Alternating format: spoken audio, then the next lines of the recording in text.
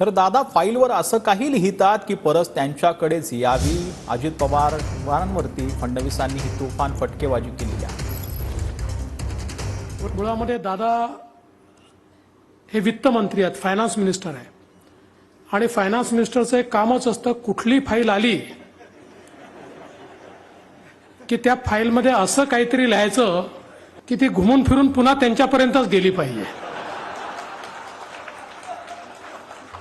त्यामुळे दादांनी बरोबर वित्त मंत्र्याचं काम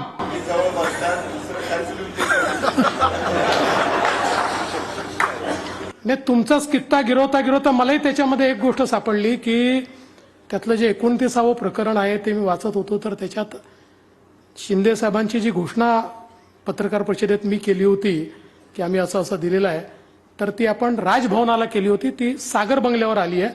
तर आता दुसऱ्या आवृत्तीमध्ये ते पण आपण बदल करून टाकू. तर दादा फाईलवर असं काही लिहितात की परत फाईल त्यांच्याकडेच येते. अजित पवारांवरती फडणवीसांनी ही तुफान फटकेबाजी केलेली आहे. आज मुख्यमंत्री एकनाथ शिंदेंच्या आयुष्यावर आधारित एका चारित्र्य ग्रंथाचं आज प्रकाशन करण्यात आलं. त्यावेळेला फडणवीसांनी ही टोलेबाजी केलेली आहे.